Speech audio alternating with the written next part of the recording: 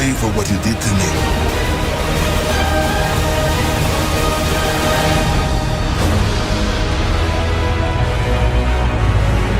Hello everyone, it's Chris Hitois again coming at y'all with another movie review. And today I'm coming at you guys with a movie review that I've really been looking forward to doing, and that's a review for Pirates of the Caribbean Dead Men Tell No Tales, the fifth installment of the Pirates of the Caribbean series. Uh, just to let y'all know, I got to see this movie at the AMC at Disneyland on a Friday night, and it was just a fantastic movie-going atmosphere. And it was appropriate for this movie because I've mentioned this before in a couple videos I've done prior that I am a huge fan of the Pirates of the Caribbean series. I'm probably one of the biggest fans out there. Just to provide some retrospective on my feelings of the series. Like most people, I think part one is a masterpiece, fantastic film. It's actually one of my all-time favorites. It's in my top 10, definitely, probably top 5. And part Part two and three, Dead Man's Chest and At World's End, they get criticized by a lot of people. The reviews have been, for those ones were somewhat mixed, but for me, those were still fun adventure movies. They had their problems, but there was lots of great action, plenty of great humor, lots of great effects. They were just fun movies, and I thought At World's End, that movie has one of the greatest final battles of all time. I mean, the battle in the whirlpool battle between the two ships, that was unbelievable. Um, but I thought that 2011's On Stranger Tides was just a huge piece of shit.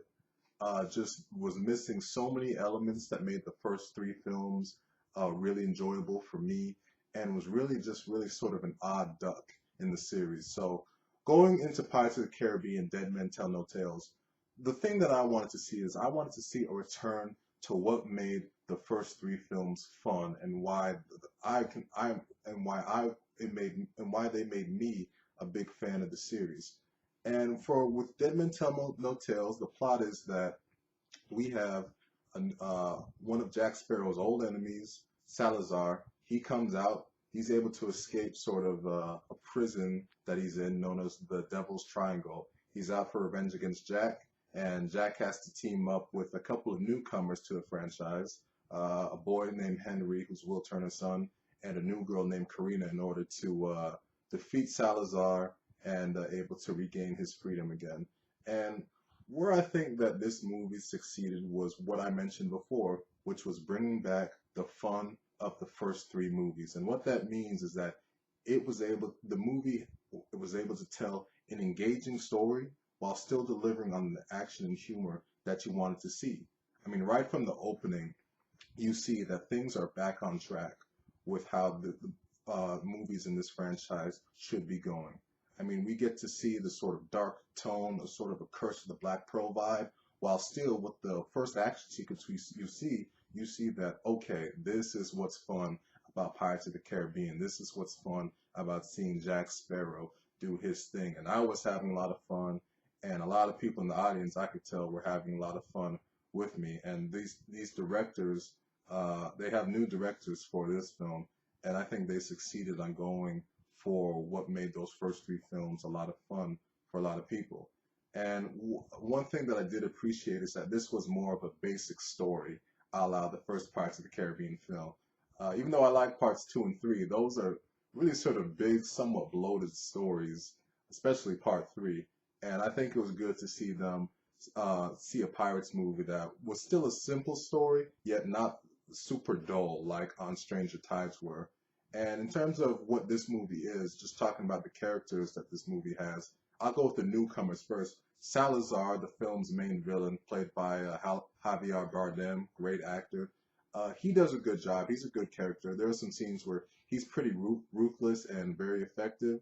I thought the CG on him was pretty good. I think it looked good. Not as cool as Davy Jones, but still a cool villain to look at. So Salazar, he was pretty effective. I'll talk about what didn't work about him later on. And then the two new kids that got to the series, the characters Henry and Karina, both of them, um, the actors, they have some crazy ass names. I'm not even going to try and say them. I'll probably get them wrong.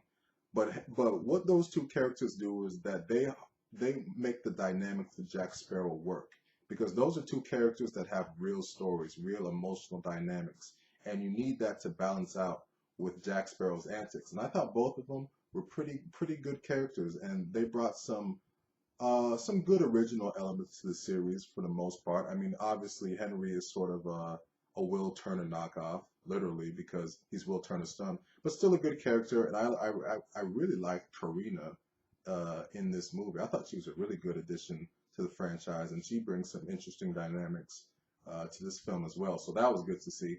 But in terms of the two main players of these Pirates movies, all the Pirates movies prior, let's start first with old Captain Jack Sparrow, man. I thought this movie made good use of Jack Sparrow and wrote the wrong of what On Stranger Tides did wrong with Jack Sparrow. See, On Stranger Tides tried to make Jack Sparrow the the main hero or sort of the main central character in the film, and that just doesn't work with Jack Sparrow. Jack Sparrow works best like how he was in the first three movies, where there's a real story going on, but Jack is sort of just peppered in as sort of this loose cannon who you don't know what his real goals are, and he's kind of effing up everyone's plans. And that really works, man. And I thought they made good use of Jack Sparrow in this movie with his dynamics with all the characters. And you know, man, Johnny Depp, he can play this character in his sleep. And Jack Sparrow, Jack has lots of good moments in this movie. He's a little too stupid at times. I thought there were some points where it's like, whoa, what happened to Jack? But overall, he's still really entertaining, and he kept, and I had a lot of fun watching Jack do his thing. But a major shout out to Barbossa in these movies, man. Barbossa is a character that I've just been wowed through watching his progression in these movies, starting out as the main villain in Curse of the Black Pearl, and then to see where he's come to in this movie, the dynamics he has with Jack. I just love seeing it, man. And he has a storyline that really is effective and something that I love seeing um, done in this movie. So major shout out and props to what they did with Barbosa in this film. And it was just great to see a return of the magic of the first three films. And that means bringing back the elements of the first three films that were effective. Mainly bringing back a lot of the cast from those first three films that were missing in part four. Part four only brought back Jack Barbosa and Gibbs. This film brings back a lot of the crew that were missing in that film, and that was great to see as someone who was a huge fan of the original trilogy. And mentioning elements from the first three films, the major thing that this film brings back is the return of the Will Turner storyline. Not only do we get Will's son, but we get to see Will Turner himself, and that's not a spoiler because that's been shown in a few trailers for this film, and that was a good continuation to see because at World's End sort of leaves on a sort of somewhat unsatisfying note when it came to his storyline. Like we know that he's cursed, but it's good to see sort of the epilogue of what's really happening and what he's going through. He's not a major part of the film by any stretch of the imagination. That honor belongs to Jack Salazar Barbosa, Henry, and Karina.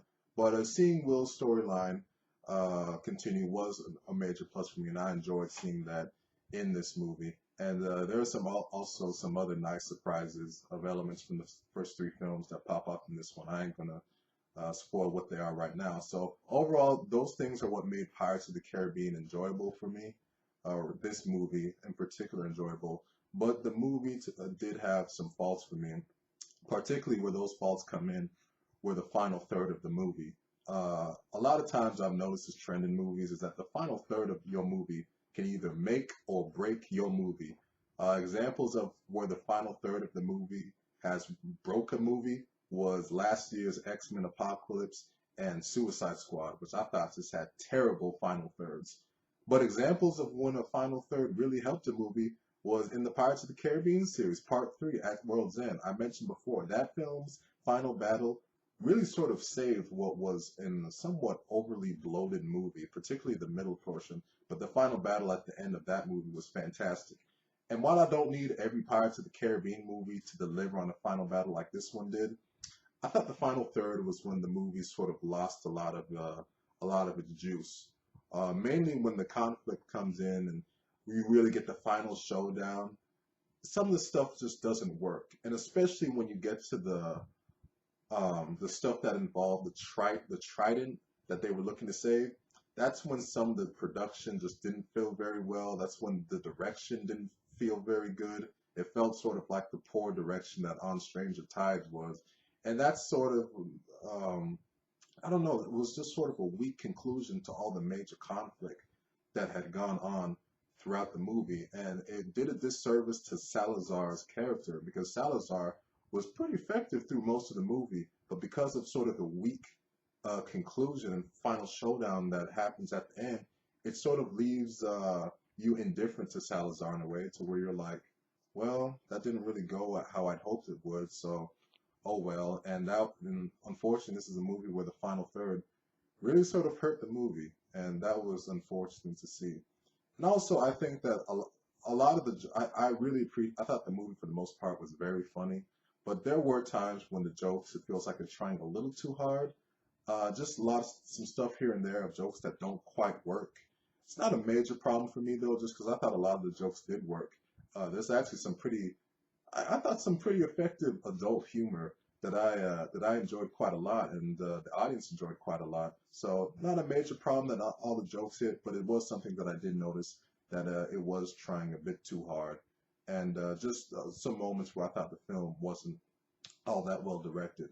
But for the most part, I thought it was really well directed, and I really appreciated how these filmmakers really brought the magic back to Pirates of the Caribbean. So overall, I did really, really have a lot of fun with Pirates of the Caribbean, Dead Men Tell No Tales, man. As I said, huge fan of the series, and the movie gave me the magic that I wanted to see return from those first three Pirates of the Caribbean films and get away from the poop fest that was on Stranger Tides. So I'm going to give Pirates of the Caribbean, Dead Men Tell No Tales a 6.5 out of 10.